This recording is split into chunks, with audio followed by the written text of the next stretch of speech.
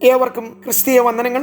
ഇന്നത്തെ നമ്മുടെ ചിന്തയ്ക്കായി അപ്പോസ്തല പ്രവർത്തനങ്ങളുടെ പുസ്തകം 2-ാം അധ്യായമാണ് നാം ആധാരമായി എടുത്തിരിക്കുന്നത്. തിരുസന്നിധി എന്നുള്ള നമ്മുടെ ഡെയിലി ഡിവോഷനിൽ പ്രവർത്തികളുടെ പുസ്തകമാണ് പഠന വിഷയമായി നാം ഏറ്റെടുത്തിരിക്കുന്നത്. അപ്പോസ്തല പ്രവർത്തികളുടെ പുസ്തകത്തെ ഒരു പുനർവായനയ്ക്ക് വേണ്ടി നാം വീണ്ടും ഏൽപ്പിച്ചു കൊടുക്കുകയാണ്. എന്തുകൊണ്ടും നാം ഒരുമിച്ച് വീണ്ടും ആദിമ നൂറ്റാണ്ടിലെ അപ്പോസ്തലന്മാരുടെ പ്രേക്ഷിത പ്രവൃത്തികൾ ഒന്നുകൂടെ വിശകലനം ചെയ്യുവാൻ ഈ ദിവസങ്ങളിൽ ഇടയാകുന്നത് തന്നെ നമ്മുടെയും പ്രവർത്തനങ്ങളിൽ കൂടുതൽ ഉൾക്കാഴ്ചയോടെ മുൻപോട്ട് പോകാൻ അത് സഹായകരമായി തീരും. കാരണം 1-ാം നൂറ്റാണ്ടിലെ ശിഷ്യ സമൂഹത്തിന്റെ പ്രവൃത്തികളുടെ ആധാരമായിരുന്നത് പരിശുദ്ധാത്മാവായിരുന്നു. അവർക്കുണ്ടായിരുന്ന ആകെ കൈമുതൽ ആസ്തി നിക്ഷേപം എന്ന് പറയുന്നത് അവർ പ്രാപിച്ച പരിശുദ്ധാത്മാവിന്റെ ശാക്തീകരണമായിരുന്നു. നാം ഈ ദിവസങ്ങളെല്ലാം ചിന്തിച്ചു തുടങ്ങിയ സ്ഥലത്ത് തന്നെയാണ് നാം നിൽക്കുന്നത്. ഇന്ന് കുറച്ചുകൂടെ മുൻപോട്ട് പോകാൻ നാം ആഗ്രഹിക്കുമ്പോൾ ആദിമസഭയ്ക്ക് മറ്റൊന്നും ഉണ്ടായിരുന്നില്ല. സ്ഥാപക ജംഗമ വസ്തുക്കളോ സംഘടനാ സംവിധാനങ്ങളോ വലിയ നേതൃത്വ ബാഹുല്യമോ പരിണതപ്രത്യരായ പ്രമാണികളുടെ കർത്തൃത്വമോ പരീക്ഷന്മാരെ പോലെ അല്ലെങ്കിൽ ശാസ്ത്രിമാരെ പോലെ മതപരമായ ചിട്ടവട്ടങ്ങളുടെ പാരമ്പര്യങ്ങളോ ഒന്നും തന്നെ ഈ ശിഷ്യ സമൂഹത്തിൽ ഇല്ലായിരുന്നു. അവരെല്ലാവരും കർത്താവിന്റെ കൂടെ ഉള്ളവരായിരുന്നു. കർത്താവ് അവരെ പഠിപ്പിച്ചതും പരിശീലിപ്പിച്ചതും കർത്താവ് ചെയ്തതും കർത്താവ് കാണിച്ചു കൊടുത്തതും കർത്താവ് പറഞ്ഞതും കർത്താവിൽ നിന്ന് കേട്ടതും അവർ കർത്താവിൽ നിന്ന് പ്രാപിച്ചതും മാത്രമേ അവർക്ക് അടിസ്ഥാനമായി ഉണ്ടായിരുന്നുള്ളൂ. അപ്പോസ്തല പ്രവൃത്തിയിലെ സഭ മറ്റെന്തിനേക്കാളും പ്രാധാന്യം നൽകിയത് പരിശുദ്ധാത്മാവിന്റെ പ്രവൃത്തികൾക്കാണ്. അവരെ മുന്നോട്ട് നയിച്ച പ്രേരക ശക്തി ആത്മാവാണ്. പരിശുദ്ധാത്മാവായിരുന്നു അവരുടെ നിയന്ത്രണം ഏറ്റെടുത്തത്. എന്തു പറയണമെന്ന് ആത്മാവ് അവരെ പ്രേരിപ്പിച്ചു. പരിശുദ്ധാത്മാവിന്റെ വിശുദ്ധ നിയോഗങ്ങൾ പൂർത്തീകരിക്കുവാൻ അന്നത്തെ ശിഷ്യ സമൂഹം പ്രതിജ്ഞാബദ്ധരായിരുന്നു. അതുകൊണ്ടാണ് ഈ പുസ്തകത്തിൽ ഉടനീളം അപ്പോസ്തലന്മാരുടെ നിർണയങ്ങൾ എന്ന് നാം വായിക്കുന്നു. അവർ അപ്പോസ്തലന്മാർ ഉപദേശം കേട്ടു. അപ്പോസ്തലന്മാരുടെ ഉപദേശം, അപ്പോസ്തലിക വിധികൾ, അപ്പോസ്തലിക ഇടപെടലുകൾ, അപ്പോസ്തലിക സംഘങ്ങൾ എല്ലാം ഈ പുസ്തകത്തിൽ നമുക്ക് ഉടനീളം കാണാൻ കഴിയുന്നു. ഇതിന് പിന്നിലെല്ലാം പ്രവർത്തിച്ച ഏക ഘടകം എന്ന് പറയുന്നത് ദൈവത്തിന്റെ പരിശുദ്ധാത്മാവാണ്. അതുകൊണ്ടാണ് സ്വർഗാരോഹണത്തിന് മുമ്പ് നമ്മുടെ വാഴ്ത്തപ്പെട്ട കർത്താവായ യേശു മറ്റൊന്നിനെ കുറിച്ചും അവരോട് പറഞ്ഞില്ല. ഈ ഭൂമിയിലെ മറ്റേതെങ്കിലും അധികാര കേന്ദ്രങ്ങളെ കുറിച്ചോ ഭൗതികമായി ലഭിക്കുന്ന ഏതെങ്കിലും സ്വാധീനങ്ങളെ കുറിച്ചോ ശിഷ്യന്മാരുടെ നാളത്തെ ഭാവിയെ കുറിച്ചോ മറ്റാരെങ്കിലും സഹായിക്കാൻ അവർക്ക് ഉണ്ടാകുമെന്നോ ഒന്നും ഒരു സൂചന പോലും കൊടുത്തില്ല. അവർ ചോദിച്ച ചോദ്യത്തിന് മറുപടി പോലും ലോക സുവിശേഷീകരണത്തിന്റെ ഒരു മറുപടിയായിരുന്നു. മഹാനിയോഗത്തിന്റെ പൂർത്തീകരണത്തിന് വേണ്ടി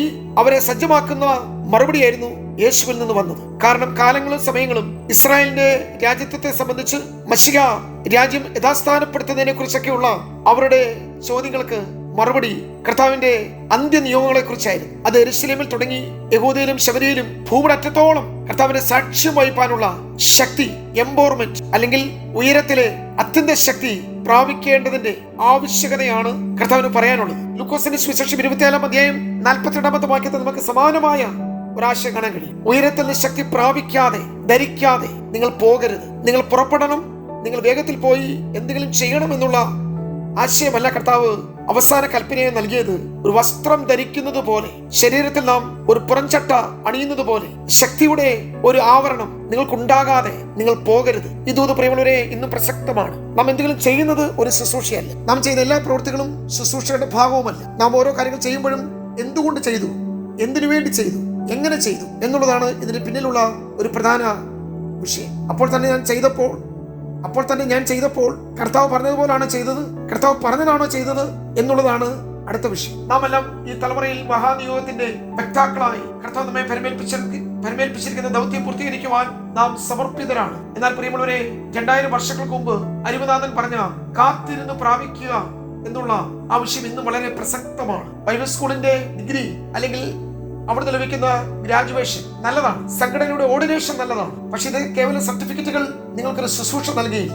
അത് കർത്താവിൽ നിന്ന് പ്രാപിക്കുന്നതാണ്, കർത്താവിൽ നിന്ന് പഠിക്കുന്നതാണ്. യേശു പോലെ ഭൂമിയിൽ തന്റെ ചുരുങ്ങിയ കാലത്തെ ശുശ്രൂഷയിൽ പിതാവ് ചെയ്ത് കാണിക്കുന്നത് പോലെ, പിതാവ് പറയുന്നത് പോലെ, എനിക്ക് പിതാവിൽ നിന്ന് കൽപ്പന ലഭിച്ചിട്ടില്ല, പുത്രന് സ്വയമേ ഒന്ന് ചെയ്യുവാൻ കഴിയുകയില്ല, പിതാവ് എന്നെ അയച്ചതുപോലെ പിതാവിന്റെ പ്രവൃത്തി തികയ്ക്കുന്നതത്രേ എന്റെ ഇഷ്ടം, എനിക്ക് എന്റെ പിതാവിനുള്ളതിൽ ഇരിക്കേണ്ടതല്ലയോ എന്ന് പറഞ്ഞു തുടങ്ങിയ യേശു കർത്താവ് പിതാവ് കാണിച്ചതുപോലെ മാത്രം പ്രവർത്തിക്കുവാൻ എത്രമാത്രം ദൈവത്തിനായ യേശു പോലും ഭൂമിയിൽ വളരെ പിതാവിനുള്ള അനുസരണയിൽ ജീവിച്ചു എന്ന് തിരുവചനത്തിൽ നമുക്ക് മനസ്സിലാക്കാൻ കഴിയും. അതുകൊണ്ട് പ്രിയമുള്ളവരെ, ശക്തി ധരിക്കാതെ നാം ചെയ്യുന്നിടത്തോളം ലോകത്തിൽ കാണുന്നത് നമ്മുടെ നഗ്നതയാണ്, ശൂന്യതയാണ്, ബലഹീനതയാണ്. അതുകൊണ്ടാണ് വളരെ വ്യക്തമായി ലൂക്കോസിന്റെ സുവിശേഷത്തിൽ 24-ാം അധ്യായത്തിൽ പറയുന്നത് ഉയരത്തിൽ നിന്ന് ശക്തി ധരിക്കുമ്പോൾ ശക്തിയുടെ ഒരു ആവരണം നമുക്കുണ്ടാകണം. ദുഷ്ടന്റെ തീയമ്പുകൾ ഏൽക്കാതെ വണ്ണം ശത്രു തൊടുത്തു വിടുന്ന അസ്ത്രങ്ങൾ നമ്മുടെ ശരീരത്തിൽ കൊള്ളാതെ വണ്ണം സാത്താന്യ തന്ത്രങ്ങൾ പല രൂപത്തിലും പല രീതിയിലും നമുക്കെതിരെ വരുമ്പോൾ നാം മുറിവേൽക്കാതെ വണ്ണം പിശാച് ഒരുക്കുന്ന എല്ലാവിധമായ തീയമ്പുകളിൽ നിന്നും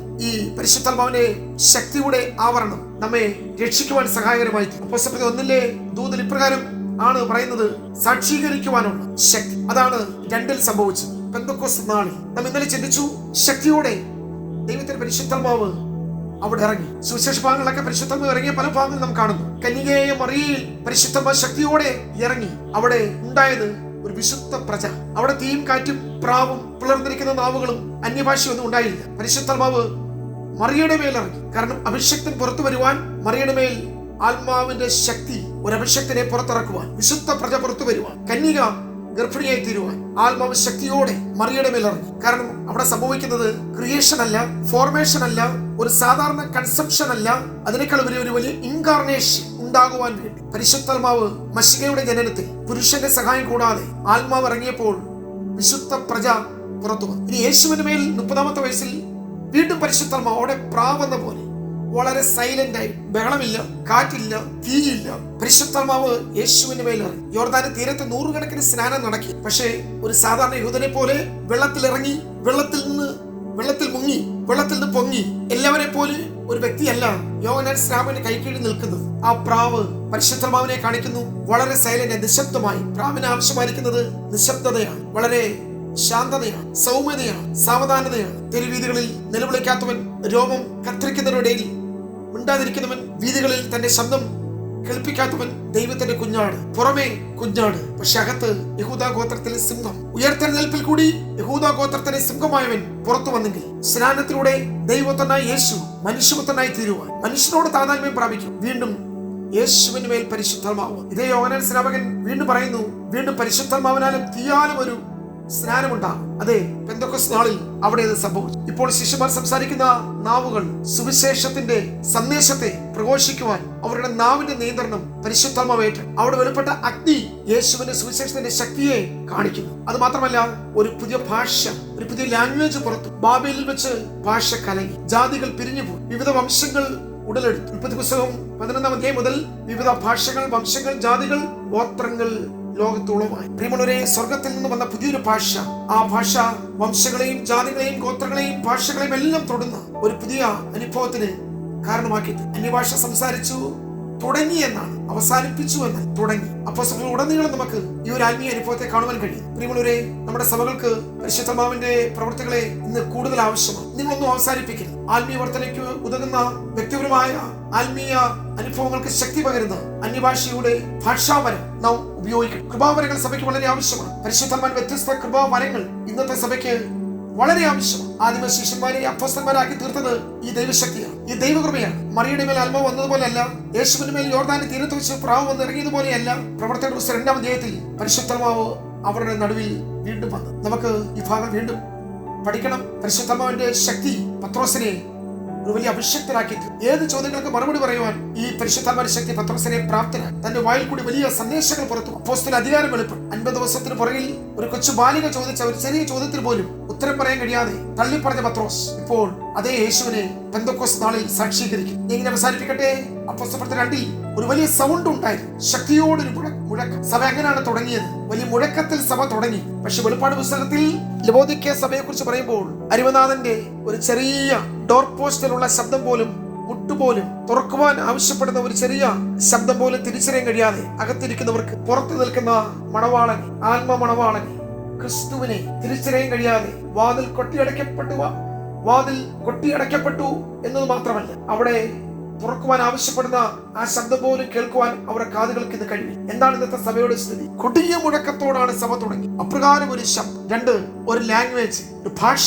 കേവലം ഭാഷ മാത്രം സംസാരിച്ചുകൊണ്ടിരുന്നാൽ വന്ന് ചോദിക്കുന്ന ചോദ്യങ്ങൾക്ക് അവർക്കൊന്നും മറുപടി പറയാൻ കഴിയത്തില്ല. ലാംഗ്വേജ് മാത്രമല്ല, അതിനുശേഷം ഒരു സന്ദേശം, ഒരു മെസ്സേജ് ഉണ്ട്. ദൈവകർത്താവേ സഹായിക്കട്ടെ. നമുക്ക് വീണ്ടും ചിന്തിക്കാം. God bless you.